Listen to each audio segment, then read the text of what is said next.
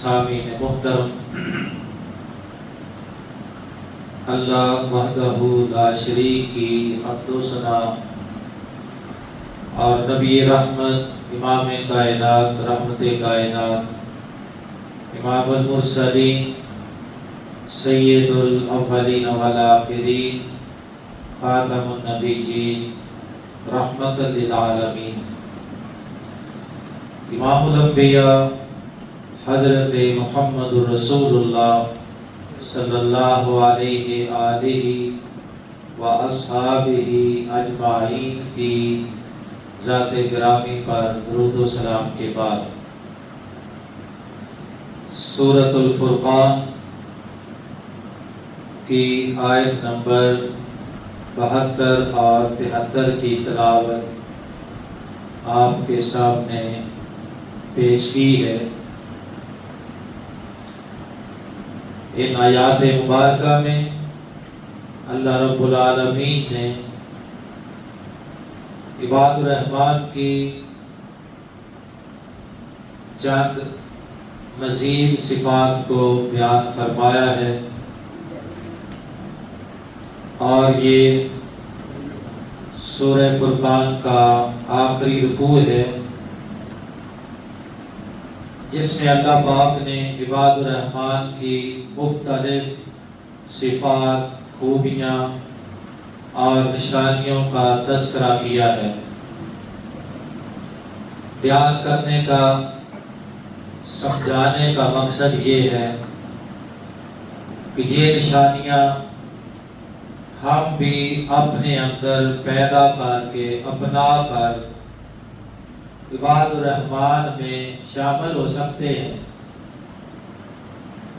اور وہ تمام بشارتیں، تمام خوشخبریاں، تمام دنیا اور آخرت کی کامیابیاں جو اللہ نے عباد الرحمن کو سنائی ہیں، ہم بھی ان کی صفات کو اپنا کر ان بشارتوں کا مستحق بن سکتے ہیں۔ آج کی آیات میں اللہ پاک فرماتے ہیں والذین لا یشہدون الزور، عباد الرحمن اللہ کے بندے، اللہ کے فرما بردار بندوں میں سے وہ ہیں لا یشہدون الزور، جو کبھی جھوٹی گواہی نہیں دیتے، کسی صورت میں جھوٹی گواہی کسی حال میں اور کسی موقع پر نہ جھوٹ بولتے ہیں، نہ جھوٹی گواہی دیتے ہیں، نہ جھوٹا بیان دیتے ہیں، نہ اس کے قریب جاتے ہیں۔ پہلی بات تو یہ ہے کہ جھوٹ بولنا یہ منافقین کی نشانیوں میں سے ایک بڑی نشانی ہے۔ امام کائنات جناب محمد رسول اللہ صلی اللہ علیہ وسلم نے فرمایا آیت المنافق ثلاث، فرمایا منافق کی 3 بڑی نشانیاں ہیں جس سے اس کی پہچان ہو، اور جس انسان میں یہ نشانیاں پائی جائیں تو سمجھ لو کہ وہ پکا منافق ہے، اس کی منافقت میں کوئی شک و شبہ باقی نہیں۔ اس میں پہلی بات یہ ہے اذا حدث کذب، کہ منافق جب بات کرے گا تو جھوٹ بولے۔ ثابت ہوا ہے جھوٹ بولنا یہ منافق کی علامت، اس لیے فرمایا عباد الرحمن نہ جھوٹ بولتے ہیں، نہ جھوٹی گواہی دیتے ہیں، نہ جھوٹا بیان دیتے ہیں، خواہ ان کا کتنا نقصان کیوں نہ ہو۔ کبھی ایسے ہوتا ہے کہ سچ بولنے سے بندے کو دنیاوی نقصان کا سامنا کرنا پڑتا ہے، لوگوں کی ناراضگی مول لینی پڑتی ہے، اپنوں کے ساتھ دشمنی بھی لگ جاتی ہے، اور جن کے خلاف سچی گواہی دی ہے وہ آپ کے مخالف بھی ہوں گے۔ بلکہ ہمارے ملک میں تو گواہوں کو ویسے ہی جان سے مار دیا جاتا ہے، جن کے بارے میں پتہ ہو کہ یہ موقع کا گواہ ہے، عدالت میں پیش ہوگا، فیصلہ ہمارے خلاف ہوگا، ایسے لوگوں کو جان سے مار دیا جاتا ہے۔ تو ثابت ہوا کہ سچ بولنا یہ کوئی معمولی بات نہیں، معمولی عمل نہیں، بہت بڑی بات۔ اس لیے اللہ پاک نے فرمایا کہ میرے جو بندے ہیں والذین لا یشہدون الزور، وہ کبھی جھوٹ نہیں بولتے، جھوٹی گواہی نہیں دیتے، خواہ ان کا کتنا بھی نقصان ہو جائے، مادی ہو جائے، جانی نقصان ہو جائے، کچھ بھی ہو جائے۔ یہ منافق کی نشانی ہے کہ وہ بات کرتا ہے تو جھوٹ بولتا ہے، وَإِذَا وَعَدَ أَخْلَفَ، وعدہ کرتا ہے اس کی خلاف ورزی کرتا ہے، وَإِذَا اؤْتُمِنَ خَانَ، اس کے پاس امانت رکھی جائے وہ خیانت کرتا ہے۔ یہ منافق کی 3 بڑی نشانیاں ہیں۔ فرمایا جس کے اندر یہ پائی جائے وہ پکا چٹا اور پکا منافق۔ اب رہا مومن بندہ، نبی پاک صلی اللہ علیہ وسلم سے پوچھا گیا، کسی موقع پر سوال کرنے والے نے سوال کیا کہ کیا مومن لالچی ہو سکتا ہے؟ آپ نے فرمایا کہ ہاں، یہ دنیا کا ایک لالچ ہے، مال کا، تو مومن کے دل میں لالچ آ سکتا ہے۔ پھر فرمایا کہ مومن بزدل بھی ہو سکتا ہے۔ آپ نے فرمایا کہ ہاں، بعض لوگوں کا ایمان کمزور ہوتا ہے، بعض کا مضبوط ہوتا ہے، تو جن کا ایمان کمزور ہے وہ بزدلی کا مظاہرہ کر جاتا ہے مومن مگر کمزور ایمان۔ پھر آپ سے پوچھا گیا کہ کیا مومن جھوٹ بھی بول سکتا ہے؟ تو نبی پاک صلی اللہ علیہ وسلم نے فرمایا کہ یہ نہیں ہو سکتا، خواہ کتنا بھی ایمان کمزور کیوں نہ ہو، مومن جھوٹا نہیں ہو سکتا۔ اگر مومن ہے تو وہ سچا مومن ہے، اور اگر مومن ہو کر جھوٹ بولتا ہے تو وہ مومن نہیں ہے بلکہ وہ منافق ہے، جس کی 3 نشانیوں میں پہلی نشانی حدیث کے اندر ہے، اذا حدث کذب، کہ منافق بات کرے گا تو جھوٹ بولے گا۔ فرمایا والذین لا یشہدون الزور، فرمایا کہ مومن بندے عباد الرحمن وہ کبھی نہ جھوٹ بولتے ہیں نہ جھوٹی گواہی دیتے ہیں۔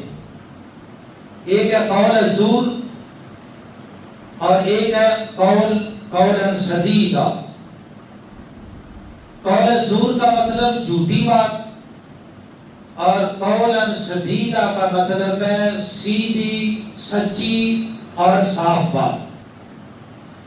اللہ پاک مومنوں کو حکم دیتے ہیں سورہ احزاب میں، فرمایا یا ایھا الذین آمنوا اتقوا اللہ وقولوا قولا سدیدا، اے ایمان والو اللہ سے ڈر جو اور بات سیدھی، سچی اور صاف کیا کر۔ تو سیدھی اور سچی بات وہ ہے جس میں ہیرا پھیری نہ ہو، اس کو توڑ بھڑوڑ کر پیش نہ کیا جائے، اس بات کو بدلا بھی نہ جائے، جیسی بات ہے ویسی بات کی جائے، یہ ہے قول سدیدا۔ اور قول الزور، قول الزور وہ ہے جس بات کو کچھ چھپا دیا جائے، کچھ بتا دیا جائے، یا بات اور ہے تو دوسرے انداز میں پیش کی جائے، یا ساری بات کو چھپا کر اس کے الٹ بتایا جائے، یا سچی بات کو چھپا دیا جائے۔ یہ ساری باتیں قول الزور کے اندر آتی ہیں۔ جناب رسول اللہ صلی اللہ علیہ وسلم نے فرمایا والذین لا یشهدون الزور، میرے مومن بندے عباد الرحمن وہ ہیں جو کبھی جھوٹی بات نہیں کرتے اور جھوٹی گواہی کبھی نہیں دیتے۔ یہ ان کے ایمان کے خلاف ہے، ان کی شان کے خلاف ہے، ان کے مقام کے خلاف ہے کہ وہ کسی حال میں غلط بیانی نہیں کریں گے، نہ دنیاوی معاملات میں، نہ دینی معاملات میں، نہ کاروبار کے معاملات میں، نہ سیاسی معاملات میں، کسی صورت میں مومن جھوٹ نہیں بولتا۔ اور آج المیہ یہ ہے کہ ہمارے معاشرے میں یہ جو اسلامی معاشرہ ہے، مسلمان ہے، مسلمان ہو کر ان کا بیان یہ ہے کہ جی جھوٹ کے بغیر کوئی کام چلتا نہیں، کوئی مال فروخت نہیں ہوتا، کوئی کاروبار نہیں ہوتا، کوئی تجارت نہیں ہوتی جس میں جھوٹ نہ بولا جائے، اس لیے ہماری مجبوری ہے۔ یہ جھوٹ بولنے والے لوگوں کا ایک عام بیان ہے کہ جی جھوٹ کے بغیر کچھ نہیں ہوتا، اس لیے ہمیں مجبوراً جھوٹ بولنا پڑتا ہے۔ یہ بہانہ بنا کر پھر دھوکہ دیا جاتا ہے، جھوٹ بولا جاتا ہے، ملاوٹیں کی جاتی ہیں، سارا کچھ کیا جاتا ہے اور لوگوں کو یہ بتایا جاتا ہے کہ اس میں کوئی حرج نہیں، کوئی گناہ نہیں، جبکہ امام کائنات جناب محمد رسول اللہ صلی اللہ علیہ وسلم نے فرمایا من غش فلیس منا، جس نے اپنے بھائی کو دھوکہ دیا، جھوٹ بولا، غلط بیانی کی، ملاوٹ کی، فراڈ کیا، لیس منا، اس کا میرے ساتھ کوئی تعلق نہیں۔ کاروبار چل جائے گا، وقتی طور پر پیسہ بھی آئے گا اور جھوٹی گواہی دے کر بندہ بھی بری ہو جائے گا اور جھوٹ بول کر دوسرے کا حق بھی دے دے گا، مگر ان ساری باتوں کے باوجود اب یہ بندہ ایمان سے فارغ ہو گیا، ایمان نہیں ہے، منافقت ہے اس بندے کے اندر، جس کے اندر فراڈ ہے، دھوکہ ہے، جھوٹ ہے، غلط بیانی ہے۔ فرمایا کہ یہ بندہ، اس کا میرے ساتھ کوئی تعلق نہیں، جس بندے کا نبی پاک سے کوئی تعلق نہیں، اس کا ایمان سے بھی کوئی تعلق نہیں۔ اس لیے فرمایا لیسا منا، وہ ہم میں سے نہیں، میری امت میں سے نہیں، امت مسلمہ میں سے نہیں، اہل ایمان میں سے نہیں۔ حدیث پاک میں آتا ہے کہ ایک دفعہ جناب رسول اللہ صلی اللہ علیہ وسلم مدینہ میں غلہ منڈی لگی ہوئی ہے اور آپ چلے گئے، اور نبی پاک کی یہ عادت تھی کہ منڈیوں میں، بازاروں میں، چوکوں میں، لوگوں کے ڈیروں میں، ان کی مجلسوں میں وہاں جاتے تھے اور توحید کا پیغام بھی دیتے تھے، اخلاق کا پیغام بھی دیتے تھے، امانت کا درس بھی دیتے تھے۔ غلہ منڈی میں گئے، دیکھا کہ ڈھیر لگا ہوا ہے غلے کا، یہ دونوں بچے ان کو الگ الگ کرو، ایک بچہ ادھر آئے۔ اس غلے کے ڈھیر میں نبی پاک نے اپنا ہاتھ اندر ڈالا اور اندر سے دانے نکالے تو وہ گیلے ہیں، اندر گیلے، اوپر خشک۔ اس کے مالک کو بلایا، اس سے پوچھا یہ کیا ہے؟ کہنے لگا جی بات یہ ہے کہ میں مال کل آیا تھا منڈی میں، رات کو بارش ہوگی، ترپال تو تھی نہیں، ڈھیر گیلا ہو گیا، میں نے ایک دو بوریاں اوپر ڈال دی ہیں تاکہ اس کا ریٹ صحیح لگے۔ خشک دانوں کا لگ اندر گیلے ہیں تو کوئی مسئلہ نہیں، وہ جانے اس کا کام جانے، جیسے ہمارے معاشرے میں چل رہے ہیں۔ تو لگتا یہ ہے کہ اس وقت بھی کچھ لوگ ایسی ہیرا پھیری کرتے تھے، وہ آج بھی چل رہی ہے۔ مگر نبی پاک نے کیا کیا؟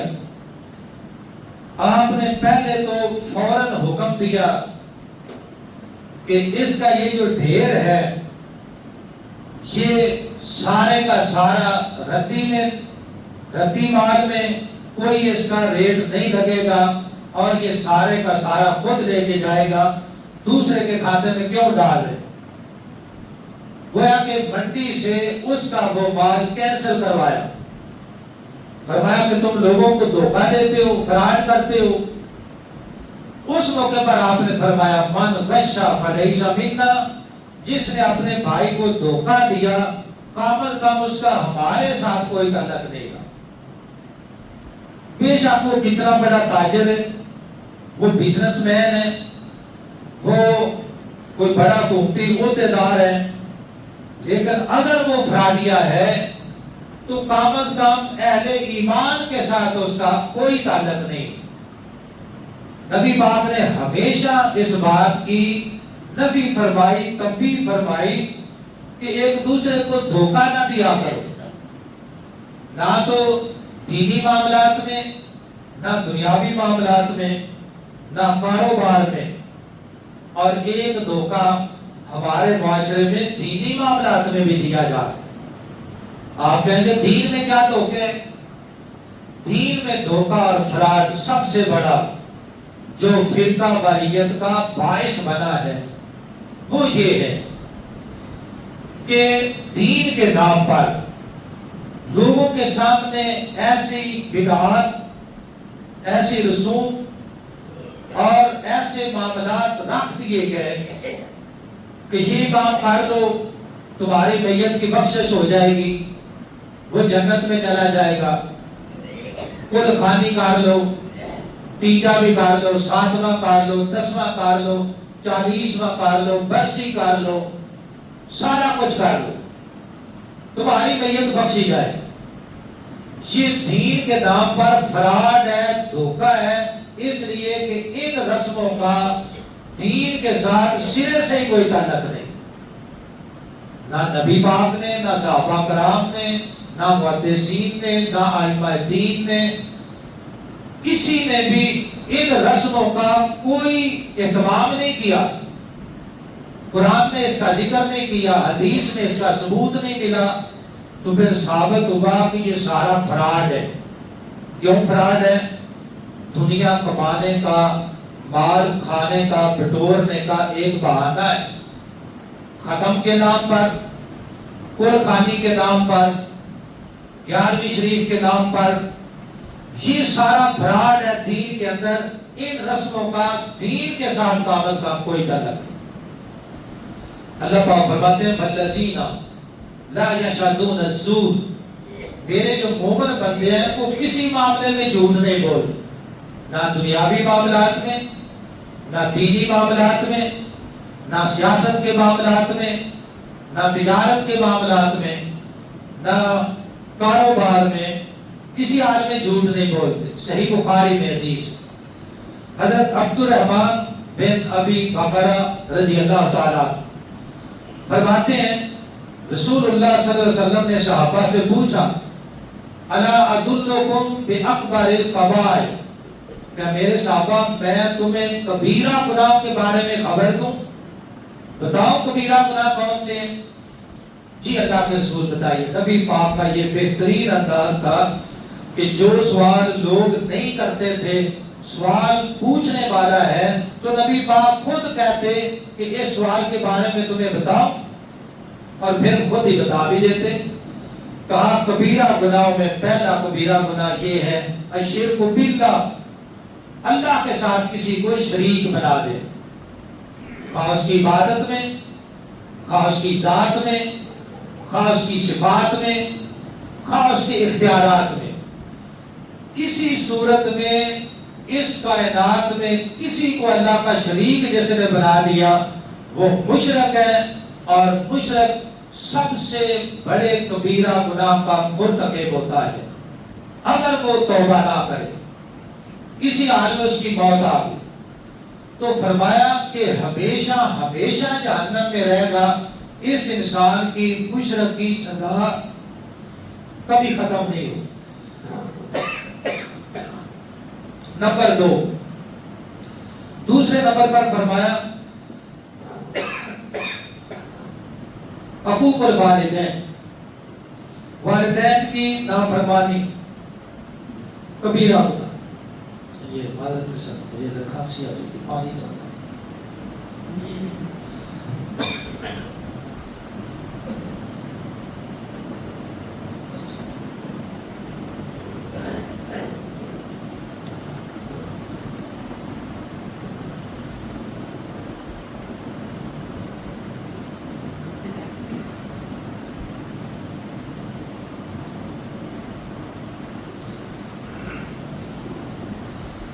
حقوق الوالدین، والدین کی نافرمانی یہ کبیرہ ہوتا ہے، اور ایسا بندہ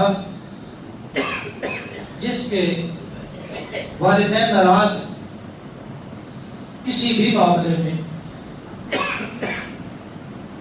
تو اگر وہ اسی حالت میں مر گیا تو پھر اللہ پاک اس سے راضی نہیں ہو، دنیا میں ناراض ہے، مرنے کے بعد بھی ناراض ہے جس کے والدین اس سے ناراض ہے۔ تیسرے نمبر پر فرمایا وقول الزور، شہادت الزور۔ صحابی کہتے ہیں نبی پاک پہلے ٹیک لگا کر بیٹھے، جب تیسرا گناہ بیان کیا تو آپ سیدھے ہو کر بیٹھ گئے اور فرمایا قول الزور، جھوٹ بولنا، وشہادت الزور، جھوٹی گواہی دینا کبیرہ گناہ ہے۔ پھر فرمایا قول الزور وشہادت الزور، جھوٹ بولنا، جھوٹی گواہی دینا کبیرہ گناہ ہے۔ تیسری بار فرمایا قول الزور وشہادت الزور، جھوٹ بولنا، جھوٹی گواہی دینا کبیرہ گناہ ہے۔ صحابی کہتے ہیں کہ نبی پاک یہ بات کرتے جا رہے ہیں، چپ نہیں ہو رہے، اور ہم پریشان ہو گئے کہ اللہ کے رسول شاید چپ نہیں ہو، یہی بات کرتے چلے جائیں گے۔ قول الزور وشہادت الزور، جھوٹ بولنا، جھوٹی گواہی دینا کبیرہ گناہ ہے۔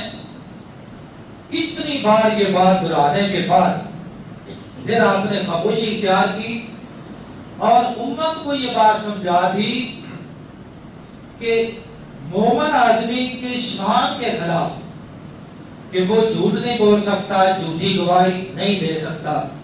اور عباد الرحمن کی خوبی یہ ہے والذین لا یشہدون الزور، کہ وہ کسی حال میں جھوٹی گواہی نہیں دیتے۔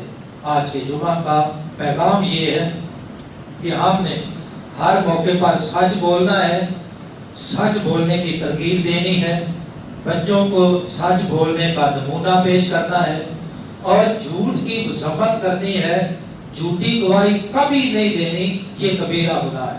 وآخر دعوانا الحمدللہ۔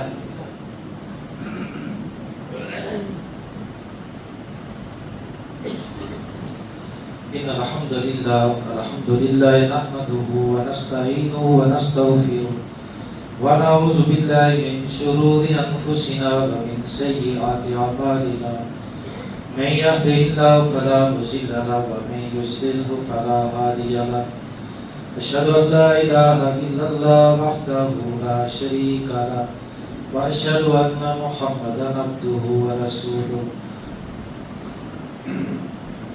أما بعد فإن خير الحديث كتاب الله وخير الهدي هدي محمد صلى الله عليه وسلم، وشر الأمور محدثاتها وكل محدثة بدعة وكل بدعة ضلالة وكل ضلالة في النار۔ ہم نے گزشتہ جمعہ 10 منٹ کام کیا تھا، انشاءاللہ وعدے کے مطابق ہم آج 20 منٹ بعد جماعت کھڑی کریں گے۔ اس میں 2 وجہ تھیں۔ پہلی وجہ تو یہ ہے کہ نبی پاک کا جو طریقہ تھا جمعہ پڑھانے کا، سنت، وہ یہ تھا کہ جمعے کا خطبہ عام خطبوں سے مختصر۔ یہ حدیث سے بات ثابت ہے کہ نبی پاک کا جمعے کا خطبہ عام خطبوں کی طرح، جلسوں کی طرح بہت زیادہ لمبا نہیں، درمیانہ، نہ تو بالکل مختصر اور نہ بہت زیادہ لمبا، بلکہ درمیانہ. تو یہ بات ذہن میں تھی اور پھر اسی کے مطابق ہم نے ٹائم اور کم کیا ہے. اب ہمارا جو بات ہوگا وہ صرف آدھے گھنٹے کا ہوا کرے گا. دوسری بات یہ ہے کہ کئی بھائی ضرورت مند بھی ہوتے ہیں، کسی نے کام پہ جانا ہے، سفر پہ جانا ہے، جہاں کوئی ضروری حاجت پہ جانا ہے، تو اس کو بھی زیادہ دیر بٹھا کے رکھنا یہ اس کے لیے بھی تکلیف کا باعث بھی ہے. تو ان دونوں باتوں کے پیش نظر ہم نے 10 منٹ ٹائم کم کر دیا ہے اور انشاءاللہ 20 منٹ پر جماعت کھڑی ہے. سبحان ربک رب العزت عما یصفون وسلام علی المرسلین والحمد للہ رب العالمین.